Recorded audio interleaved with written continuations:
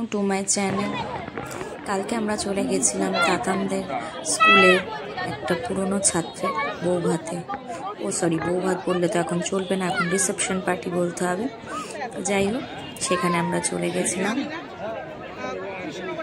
ওখানে গিয়ে আমরা খুব মজা করেছি। রিসেপশন পার্টিটা খুব সুন্দরভাবে সাজিয়েছিল। আমি আর পিয়া বসে আছি, প্রচন্ড ঠান্ডা পড়েছিল। সুলগ্নাদি, নীলুদা, তাতান সবাই খুব মজা করছে, হাসাহাসি করছে। নীলুদা ওটা এসে গেল। সামনে দিয়ে